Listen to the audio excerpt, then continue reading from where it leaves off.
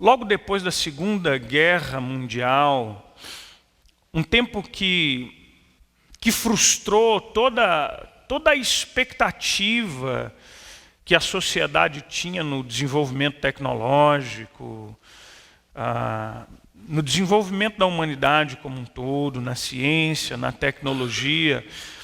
Assim foi marcado o início do século XX.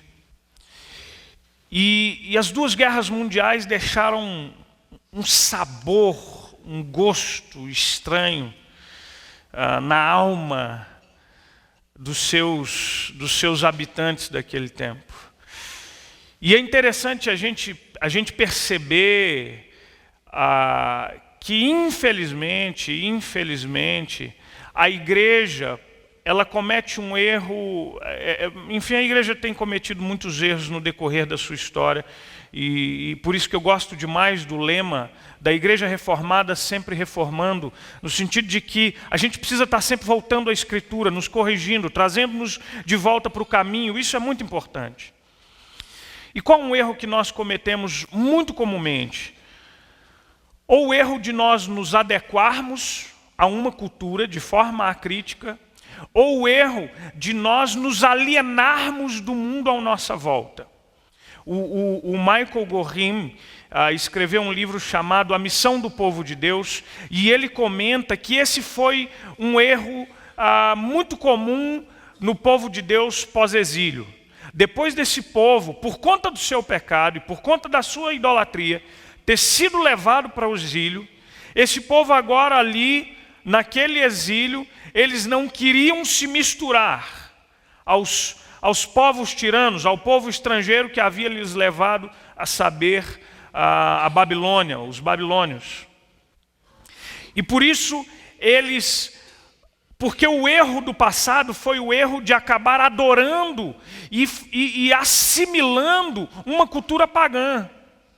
E assim acabaram deixando o seu único e verdadeiro Deus de lado. Quando chegam no exílio, agora calejados pelo seu erro, eles não querem se misturar.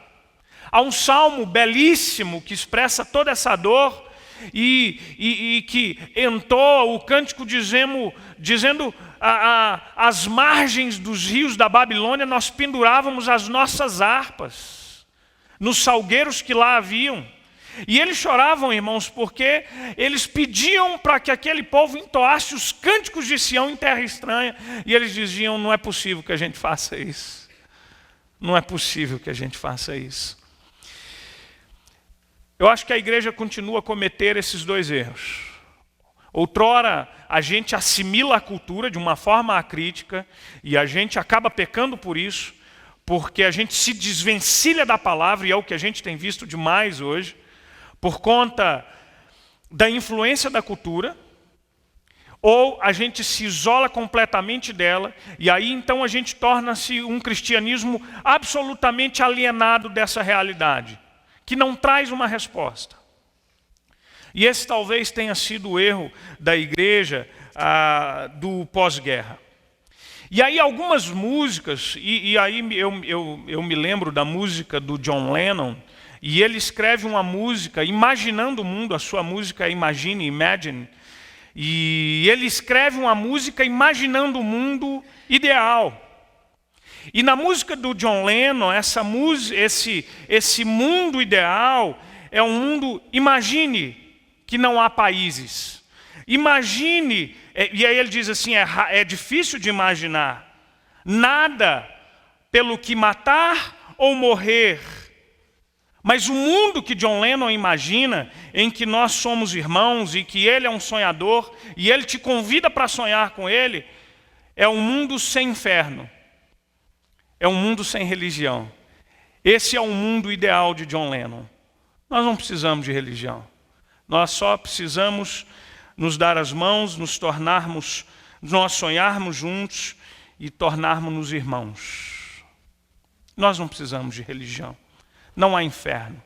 Apenas o céu acima de nós.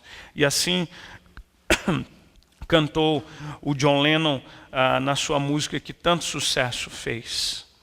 Irmãos, e hoje eu vejo por conta, às vezes, da atitude alienante da igreja, de um evangelho que não traz respostas para os desafios que a gente tem hoje, eu vejo muita gente dizer o seguinte: olha, o problema é o seguinte, a igreja não precisa falar nada, a igreja só precisa fazer as boas obras, ou a igreja só precisa viver o evangelho. Isso não é bíblico, irmãos. A igreja tem que proclamar sim. Mas a Bíblia nunca dissociou a proclamação da vida encarnada cristã. A Bíblia nunca dissociou. Porque Efésios, conquanto diga que nós somos salvos pela graça, nós somos salvos para as boas obras. Nós que fomos regenerados, nós que fomos transformados por Deus, a nossa vida regenerada, o nosso ser, enquanto nova criatura, vai viver um novo viver. E o Sermão do Monte aqui é um dos primeiros dos 5 grandes ensinamentos, são blocos de ensinamentos de Jesus. E aqui Jesus começa o seu ministério quando ele assenta-se diante dos seus discípulos. E ele passa a ensiná-los. E é interessante que o ensino do Sermão do Monte é absolutamente prático. É vida, é mão na massa, é encarnação dos valores e da proposta do reino. Porque ele mesmo diz: o reino é chegado. E você e eu, que somos parte desse reino, somos convidados para evidenciar esse reino, para encarnarmos esse reino, para vivermos esse reino. Porque nós temos um caráter cristão, uma vida transformada. Há uma relação muito íntima do Sermão do Monte com os 10 mandamentos. E é curioso você perceber que os 10 mandamentos que a gente pregou aqui é um momento em que Deus está formando para si um povo. E ali ele chega e ele vai ensinar esse povo como é que se deveria viver. E agora Jesus começa o seu ministério. E agora Jesus aqui também se coloca diante desse povo. E ele coloca e expressa e coloca diante desse povo aquilo que é o desejo dele para a vida daqueles que são seus discípulos. O Sermão do Monte não é um mero conjunto de regras reinterpretadas, tá? Mas implicações práticas na vida do cristão. Porque não há vida cristã, entenda isso, não é possível existir vida cristã sem que essa vida se manifeste no nosso dia a dia. Não é possível. Não é possível. E então, Jesus coloca essa verdade e ele coloca esse desafio diante de nós. Jesus, irmãos, de uma forma muito interessante, ele vincula o conteúdo de dentro com a vida de fora. Ou seja, aquilo que a gente tem aqui dentro de nós é o que vai determinar os caminhos da nossa vida. Jesus dizia, por exemplo: onde está o teu tesouro, ali estará o teu coração. A nossa vida, a vereda de fora, é determinada pela vereda de dentro. Se a vereda de dentro é plana, a vereda de fora também o será. E então Jesus ensina e desafia os seus discípulos, dizendo que nós precisamos evidenciar esse caráter cristão. E ele nos mostra, de uma forma muito prática, o que é essa vida que nós, os seus discípulos, devemos viver. Ou seja, o Sermão do Monte, em sua essência, apresenta um contraponto da fé cristã. E isso a gente precisa sempre se lembrar. Antes de você tomar suas decisões, antes de você formar o seu pensamento em qualquer direção que seja, pergunte-se o que é a vontade de Deus. Pergunte-se qual é a direção de Deus para a sua vida. E aqui Jesus coloca esse contraponto da fé cristã. Aqui ele nos apresenta uma vida contrária a que normalmente é aderida por aqueles que nos cercam. O John Stott chama essa característica, e eu gosto muito porque acho que descreve bem, ele diz que o Sermão do Monte é a proposta da contracultura cristã.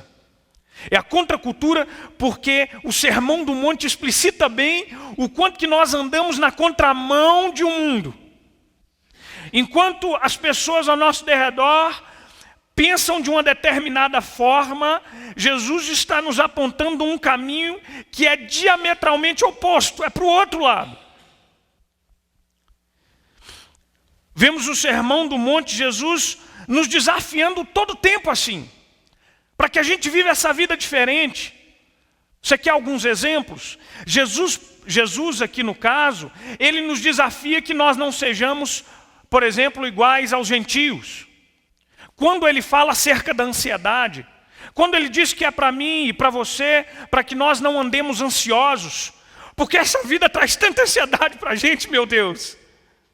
O que eu tenho que comer? O que eu vou vestir? Com o que eu vou pagar as contas? E Jesus diz assim, não se preocupem como os gentios se preocupam, porque eles é que se preocupam com estas coisas. Sabe por quê? Porque eu e você, que temos um Deus que é grande, não temos o motivo de nos preocuparmos do jeito que eles se preocupam.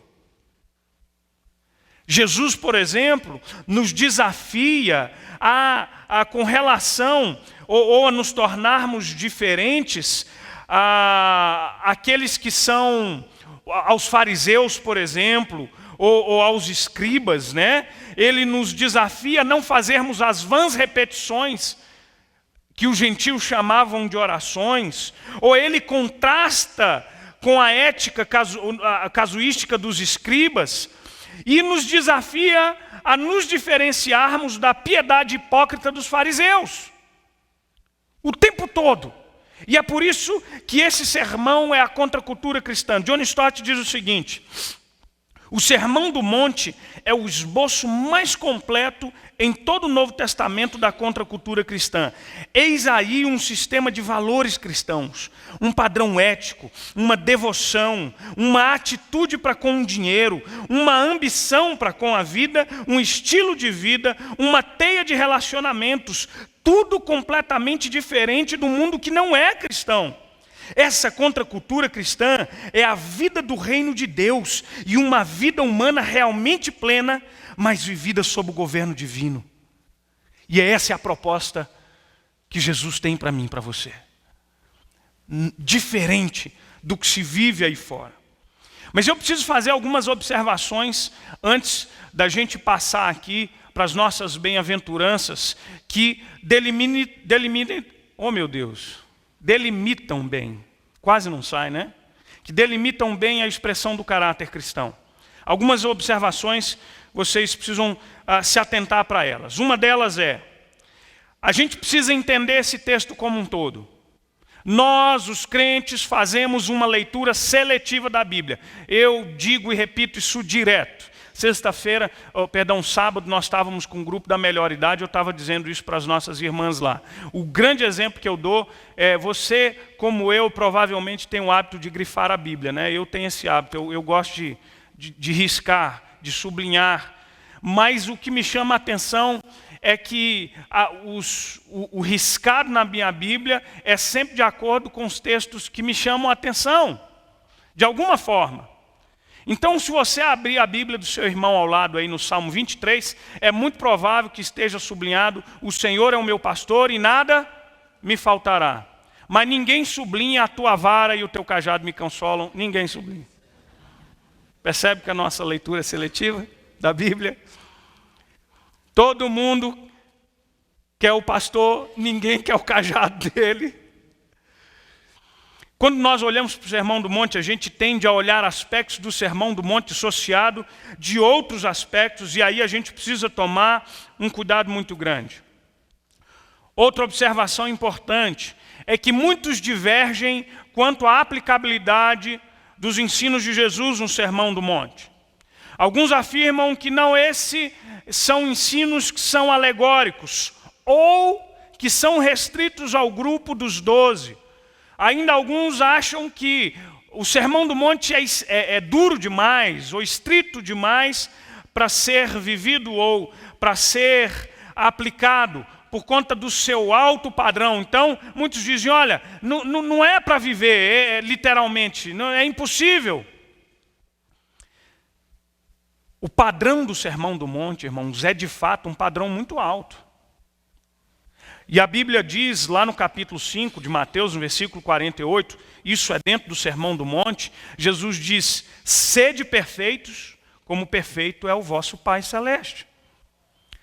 E aí você diz então, eu não consigo ser perfeito. E eu diria para você, correto, e eu concordo com você, e eu também não. Mas quando nós entendemos que somos chamados para uma vida cristã, a nossa meta é alta, e o nosso padrão é altíssimo. Gostemos ou não.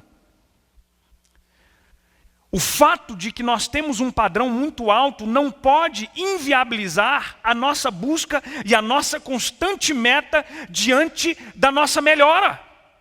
Porque Deus quer que a gente olhe e o persiga e caminhe na direção dos seus propósitos, dos seus planos e dos seus projetos sempre. E se a gente erra? Se a gente erra, a gente clama misericórdia, a gente levanta, a gente vai para o caminho de novo e a gente segue nesse caminho. Mas a gente não pode tirar de vista que esse é o padrão de Jesus. Eu acho que o apóstolo Paulo entendeu muito bem essa proposta, quando, por exemplo, lá em Filipenses, ele diz aos seus irmãos da igreja de Filipos assim, não que eu tenha já recebido ou tenha obtido a perfeição, não.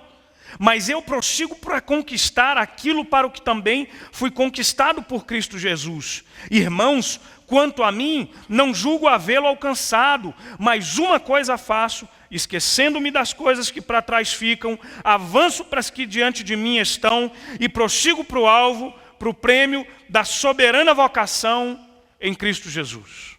A nossa meta é o Senhor. Ele é o nosso exemplo maior e o nosso parâmetro. Paulo já alertava a Timóteo, dizendo, todos quantos querem viver piedosamente, hão de sofrer muitas dores, muitos males, muitas tribulações. A vida cristã é uma vida de demandas. Mas isso me leva a uma outra observação. Isso me faz lembrar o quão dependente da graça eu sou. E você também é, para que a gente viva da forma como Deus quer. Sabe por quê? Porque eu, por mim mesmo, não sou capaz. Irmãos, eu erro, eu falho, eu peco e repeco. A gente acaba falhando e cometendo erros e somos repetitivos e contumazes nos nossos erros e isso nos causa uma frustração enorme. E o Sermão do Monte está dizendo para mim, ande pelo Espírito de Deus, dependa do Senhor, porque você pela sua força não vai conseguir. Ou quem é que pela sua força ou pela força do seu caráter consegue dar outra face? Quem? Se não pelo poder do Espírito Santo que nos capacita a pedirmos perdão, se não pelo poder do Espírito Santo que nos capacita a andarmos mais uma milha, se não pelo poder do Espírito Santo que nos possibilita caminharmos com aqueles que são diferentes de nós. E por isso o Sermão do Monte aponta para o fato de que nós carecemos e precisamos do Senhor para nós vivermos da forma como o Senhor quer que nós vivamos. O Sermão do Monte e as bem-aventuranças nos falam do segredo da felicidade.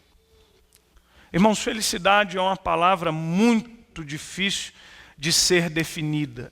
Isso é um termo por demais abstrato e por demais interpretado sob a ótica da cultura que a gente vive, enfim.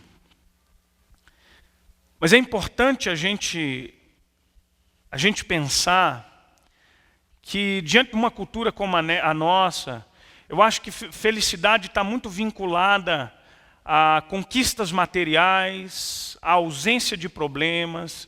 A felicidade tem uma perspectiva extremamente individualista, porque o que importa é ser feliz. E quanto eu já não ouvi, eu mereço ser feliz.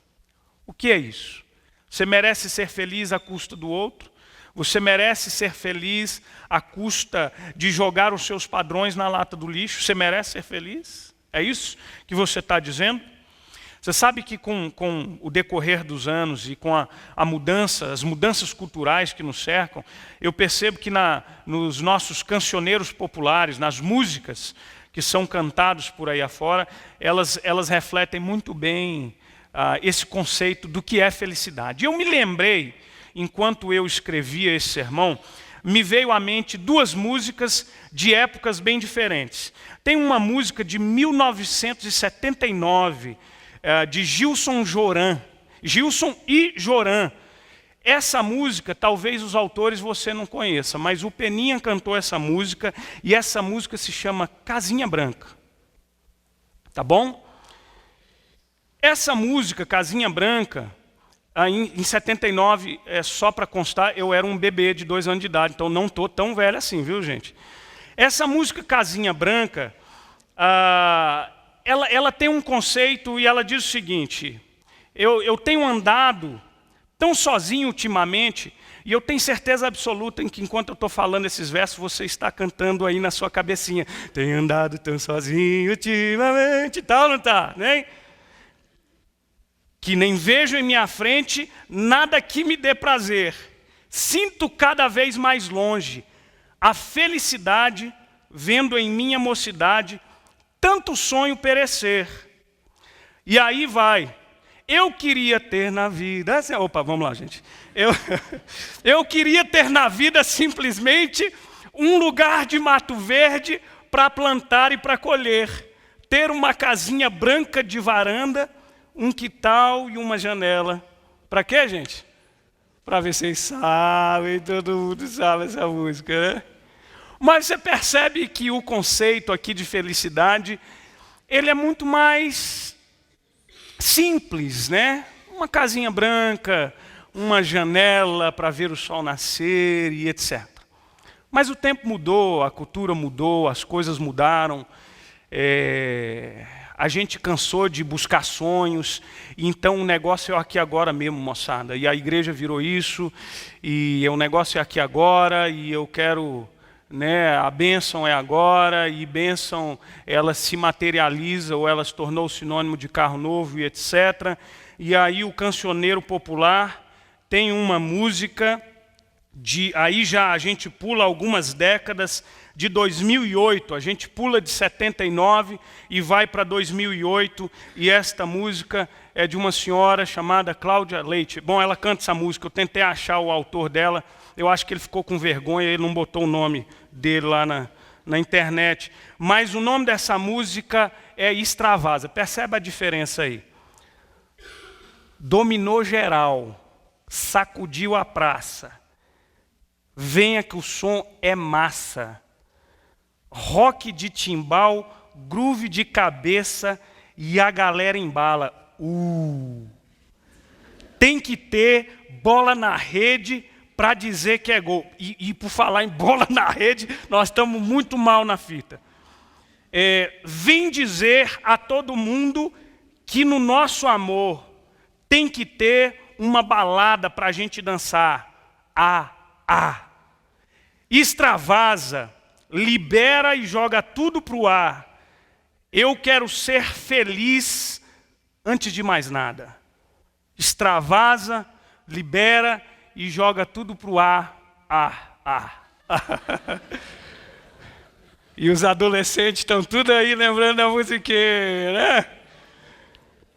Sentiu a diferença aí, gente? Qual é o conceito de felicidade? Meu amigo, é beijar na boca e ser feliz e mais nada. E aí extravasa, joga para o ar. Você sabe qual é o meu pesar?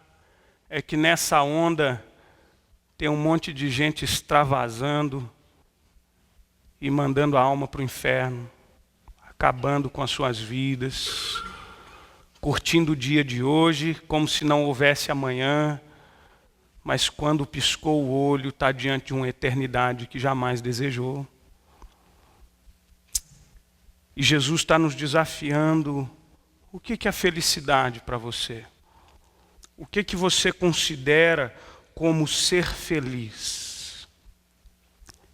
Eu fico muito preocupado com a nossa geração, irmãos, e a geração de jovens casados, enfim, porque essa é uma geração que trabalha, e a gente trabalha para ganhar mais, e a gente trabalha para ter mais conforto, e eu não estou dizendo que o conforto é necessariamente ruim, eu comentei um pouco disso hoje de manhã, mas eu estou dizendo que a gente inverte as prioridades e Deus está perdendo lugar na nossa vida. Há pouco tempo atrás eu li uma crônica da Ruth Manos, ela escreve no Estadão, escreve muito bem, gostei do texto dela, e ela fala sobre a triste geração que virou escrava da sua própria carreira. Olha que coisa curiosa, ela diz assim, era uma vez uma geração que se achava muito livre, tinha pena dos avós que casaram cedo e nunca viajaram para a Europa. Tinha pena dos pais que tiveram que ir de empreguinhos ingratos e suar muitas camisas para pagar o aluguel, a escola, as viagens de família para pousadas do interior. Frequentou as melhores escolas, entrou nas melhores faculdades, passou no processo seletivo e dos melhores estágios, foram efetivados, ficaram orgulhosos e com razão. E veio a especialização, o mestrado, o MBA, e os diplomas foram subindo na parede. O problema, diz Ruth Manos, o problema era que o auge estava cada vez mais longe. A meta cada vez mais distante. Algo como um burro que persegue a cenoura ou o cão que corre atrás do próprio rabo. O problema era uma nebulosa na qual já não se podia distinguir o que era meta, o que era sonho, o que era gana, o que era ambição, o que era ganância, o que era necessário e o que era vício. Era uma geração, essa geração tentava se convencer de que podia comprar saúde em caixinhas. Chegava a acreditar que 1 hora de corrida podia mesmo compensar o dano que fazia diariamente ao próprio corpo. Aos 20, ibuprofeno. Aos 25, omeprazol. Aos 30, Rivotril. Aos 35, stent, alargador aqui das nossas artérias. Uma estranha geração que tomava café para ficar acordada e comprimido para dormir. E aí, diz essa cronista, às vezes choravam no carro descuidadamente, começavam a se perguntar se a vida dos pais e dos avós tinha sido mesmo tão ruim como parecia. Por um instante, chegavam a pensar que talvez uma casinha pequena, um carro popular dividido entre casal e férias em um hotel fazenda pudessem fazer algum sentido. Mas não dava mais tempo. Já escravos do câmbio automático, dos resorts, das imagens, das expectativas e etc. Era uma vez uma geração que se achava muito livre. Afinal, tinha conhecimento, tinha poder, tinha os melhores cargos, tinha dinheiro. Só não tinha um controle do próprio tempo e, diria eu, da própria vida. Só não via que os dias estavam passando. Só não percebia que a juventude estava escoando pelos dedos e o bônus no final do ano não podiam comprar os anos que se passaram. E eis que eu vos apresento a nossa geração. E o que é felicidade para você? O Senhor Jesus, no Sermão do Monte, ele no capítulo 5, as suas primeiras palavras, ele vai começar a falar sobre aqueles que são bem-aventurados. Bem-aventurado, uma palavra grega, macário, que pode ser... eu acho que a gente não tem palavras em português que melhor a descrevam, mas algumas Bíblias a traduzem como felizes, benditos. O fato é que a palavra macário tem aquela conotação de que está tudo bem. Mas é aquele olhar de Deus para você. Aquele olhar de Deus que te olha e diz, você é bendito, você é feliz. Mas o nosso conceito de felicidade é muito diferente daquilo que Jesus nos propôs, irmãos. Sabe por quê? Porque quando a gente lê o Sermão do Monte, a proposta de Jesus para nós e a bem-aventurança, o contentamento, a felicidade, a alegria, não estão nas coisas que a gente pode conquistar. Não está em absolutamente nada que é material, passageiro, perecível. A felicidade está em outro lugar. A fonte dela é outra. E a gente precisa entender isso para não gastar a vida jogando a vida fora. E essa é a lição de Jesus para nós. E aí então eu vou falar para você sobre uma terceira música. E essa sim eu acho que capta o sentido da felicidade. Essa música é a música de Horácio Gates Spafford. Esse homem ele tinha uma viagem marcada para a Inglaterra, mas por conta de alguns imprevistos, ele precisou enviar a família, a mulher e as 4 filhas nesse navio que rumava para a Inglaterra. Esse navio naufragou, matando suas 4 filhas. Quando aquela mulher, a única que se salvou, chega naquele outro continente, ela escreve um bilhete para o seu marido. Manda um telegrama simples, dizendo: salva, porém só.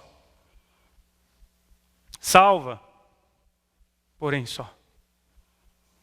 Pouco tempo depois, flui da alma desse homem um dos mais belos hinos que nós cantamos. Se paz a mais doce me deres gozar, se dor a mais forte sofrer, ó seja o que for, tu me fazes saber que feliz com Jesus sempre sou.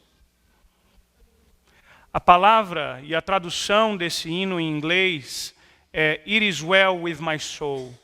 Está tudo bem com a minha alma. Dói, machuca, mas está tudo bem com a minha alma. Sou feliz com Jesus. E se paz a mais doce eu tiver, amém. Mas se dor a mais profunda eu vier sofrer, ainda assim está tudo bem. Porque a minha alegria está em um lugar onde a traça não corrói, onde ladrões não roubam. Está tudo bem com a minha alma. Esse homem pode ser olhado por Deus e ser dito: bem-aventurado és. Bem-aventurado és.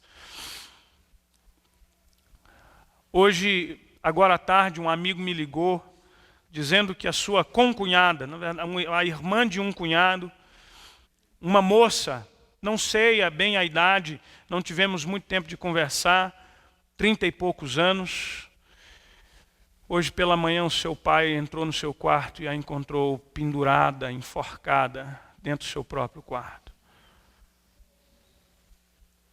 Ontem à tarde, minha irmã estava me contando sobre também uma parente que se suicidou.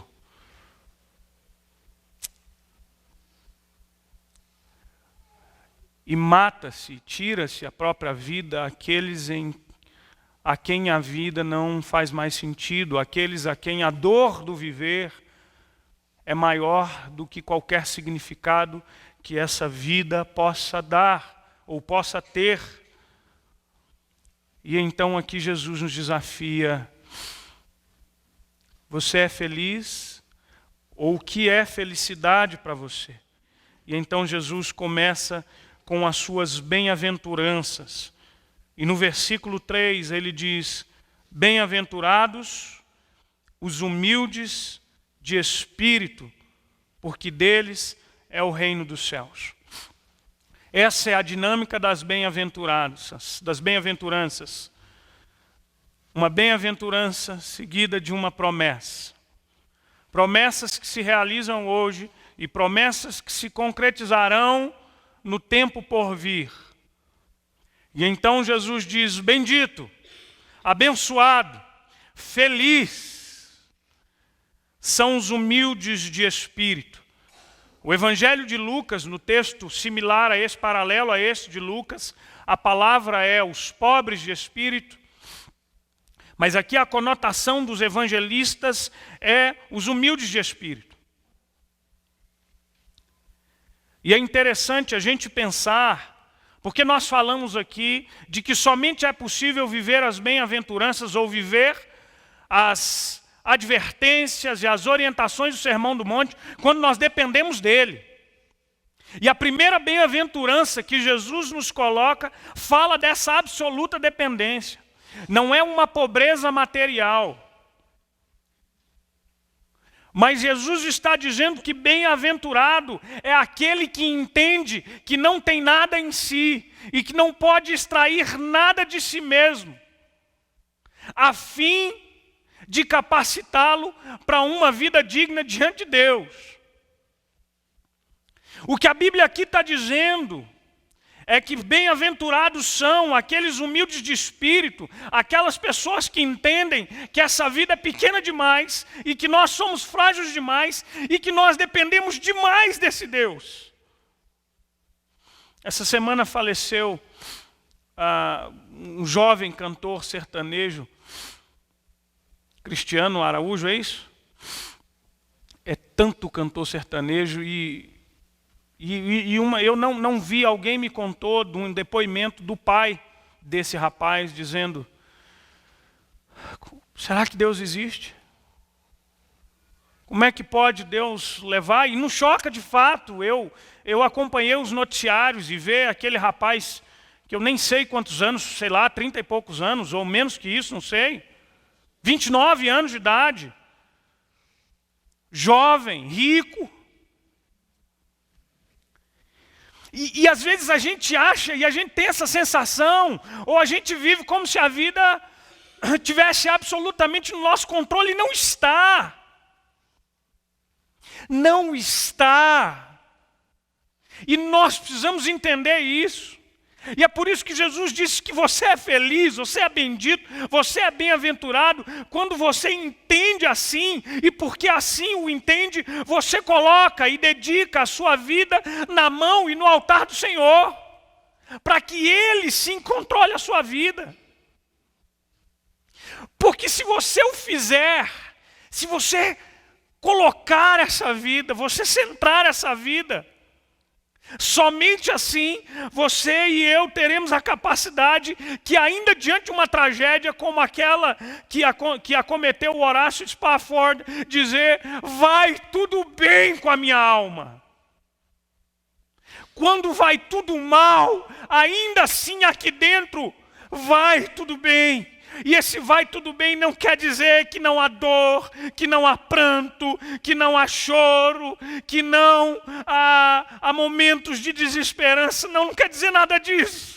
É que quer dizer que no fundo, e que lá no fundo, você não tem razão para desesperar da própria vida, porque você sabe quem é o autor dela, quem está no controle, quem domina, quem manda, quem é soberano, quem guia, quem nos leva, quem nos protege, quem nos resgata, quem nos salva, quem cuida, quem redime. Bem-aventurado. Bem-aventurado você, humilde de espírito, que não acha que a sua vida só depende de você e que sucesso é uma belíssima carreira, um carro novo na sua garagem, viajar uma vez por ano para o exterior. Agora o bicho está pegando, o dólar está muito caro, né?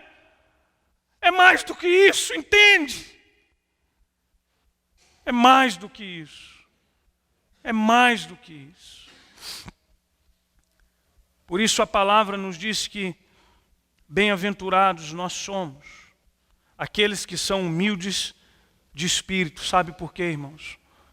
Porque somente aqueles que depositam a sua alma na suficiência de Cristo é que herdarão o reino dos céus. Aqueles que entendem que somente pelo sacrifício vicário daquele que se entregou na cruz do Calvário por nós é que herdarão o reino dos céus. Ontem eu estava ali com a melhor idade e o texto que eu li para as nossas irmãs, e aqui eu encerro, foi o texto de Hebreus capítulo 11, que fala da fé. E é um texto que nós gostamos muito.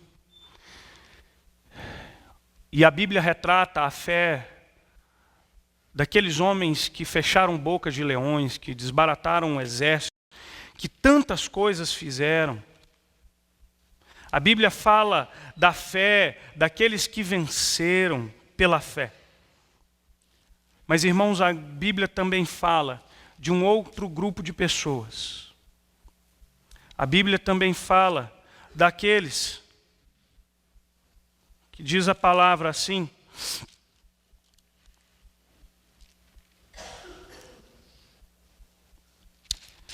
Hebreus capítulo 11.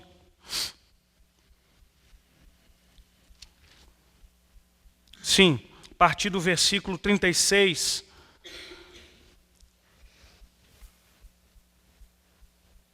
Outros, por sua vez, passaram pela prova, escárnios e açoites, sim, até algemas e prisões. Foram apedrejados, provados, cerrados ao meio, mortos ao fio da espada. Andaram peregrinos vestidos de peles de ovelhas e cabras, necessitados, afligidos e maltratados. E a fé desses não era tão grande quanto a fé dos outros? Irmãos, nós queremos uma fé para viver, mas a gente tem que entender que a gente precisa ter uma fé para morrer também. E esses são os humildes de espírito. E os humildes de espírito entendem que a sua recompensa e que o sentido maior da vida não está nessa aqui que é passageira. Sabe por que o que a Bíblia diz? Homens dos quais o mundo não era digno. Meu Deus, você imagina você diante do Pai, ouvindo a doce voz do Cordeiro, dizendo: vinde a mim, benditos do Pai. Entra no gozo. Foste fiel no pouco, no muito eu te colocarei. Você foi tão santo, tão digno, que aquele mundo lá não te mereceu. Sexta-feira, minha conversa com a Beatriz. Papai, a mamãe diz que tem homens maus que matam pessoas só porque elas creem em Jesus. Eu disse: é verdade, filha. E ela disse: papai, por que Deus deixa isso? Filho faz cada pergunta difícil. E eu disse: filha, quando o papai sai de casa e quando o papai fica muito tempo na rua, o papai fica com tanta saudade. E quando eu chego em casa, a primeira coisa que eu quero ver é vocês. E aí eu corro para dar um beijo, porque o papai está morrendo de saudade. E às vezes o papai do céu fica com saudade dos seus, porque a Bíblia diz que preciosa é aos olhos do Senhor a morte dos seus santos. E aí o papai recolhe os seus filhinhos. E ela deu um sorriso de alívio e falou: ah, então tá bom.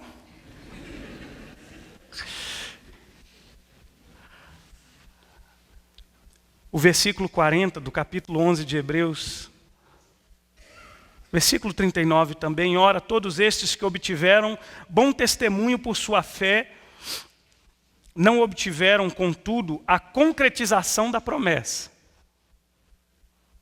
Senhor, e a minha promessa? Que promessa você quer, irmão? Aquela que no mundo passais por aflição? Essa ninguém quer, né? Por haver Deus provido coisa superior a nosso respeito, para que eles sem nós não fossem aperfeiçoados. Eles esperaram uma promessa, mas obtiveram uma muito maior, porque eram humildes de espírito. E porque a sua vida foi vivida para o Senhor, obtiveram algo muito maior, que olhos não viram, que ouvidos não ouviram, e que jamais penetrará na mente de mortal algum, mas que está preparado para aqueles a quem Jesus derramou o seu sangue bendito e que foram redimidos pelo Cordeiro. Feche os seus olhos, vamos orar ao Senhor. Bem-aventurado, bem-aventurado. Pai, obrigado pela sua palavra. Obrigado pelos teus ensinos. Obrigado. Senhor, nos ajuda nessa caminhada. Nos ajuda a buscarmos a real bem-aventurança, a felicidade que só em Ti podemos encontrar. Cuida de cada um de nós, ó Pai, e que nós encontremos esse prazer diante do Senhor. E que em nós não haja nenhum traço de arrogância, de autossuficiência, de autorrealização, porque nós vivemos para o Senhor, somos do Senhor, e tudo o que fazemos, o fazemos para o Senhor e para a glória do Teu nome. Abençoa o Teu povo e a Tua igreja em nome de Cristo Jesus. Amém e amém.